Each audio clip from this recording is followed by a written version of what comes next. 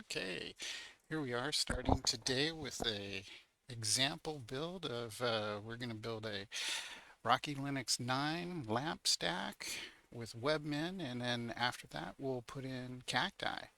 Um, I've already installed Linux. I've already updated it. I've installed a few tools that I like to use. Um, and we'll need it also for the Cacti build as well as for the server build. So let's start with Apache.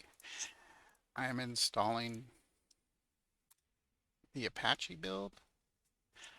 After that, I will install or enable Apache on this server, and then I will start Apache. And then to check that everything's good, I will take and I will also check the status of Apache. As you can see, it's running on port 80 right there. So next, I have to allow Apache to go out through the public zone. I've enabled HTTP. Next, I will enable HTTPS, and then I will reload the firewall so to allow those things out through the firewall. Next, I'm going to install PHP, and I'm going to first install the EPEL repository, and then after that, I will install REMI.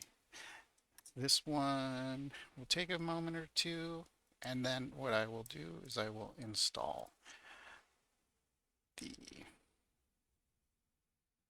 there we go. Next I will use DNF to install and reset, in this case, the PHP module. So it's going to put in these REMI um, dependencies, and then I will now install REMI's 8.2.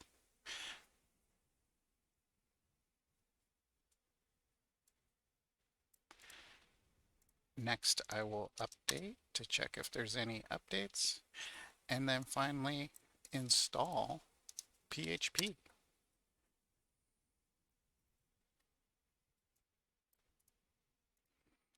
We will now validate that PHP 8.2 has been installed, and in this case it's PHP 8.2.5.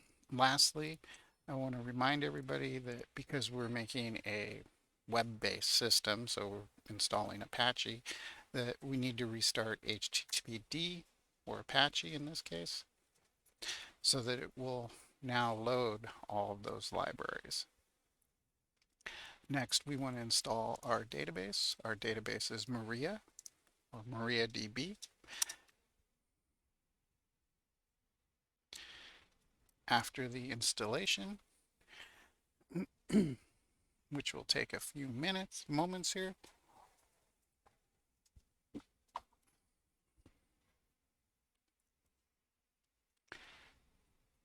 just give that a few seconds.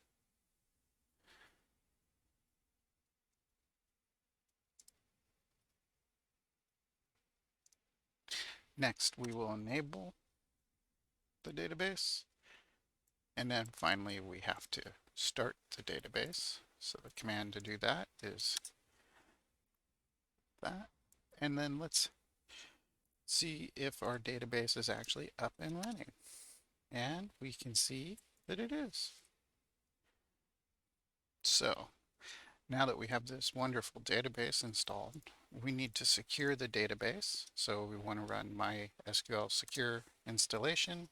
We do not have a password right now. We want to accept the defaults. So change the root password. Since there's no password, I will provide one.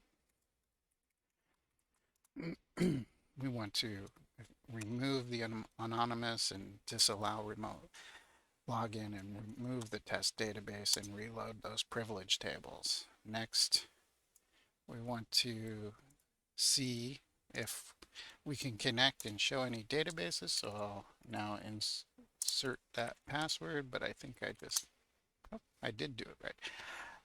As you can see, we have a couple databases in there. Next, we want to install Webmin.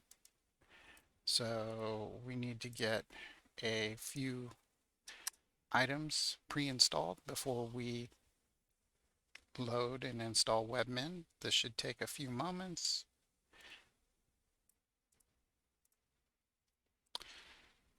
And we're almost done.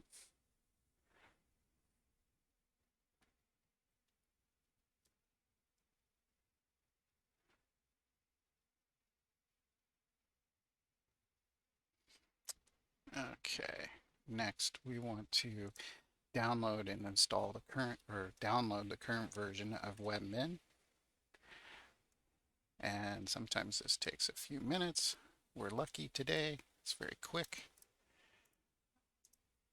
Next, we want to unpack that. And as you can see, the current version is 2.0.21.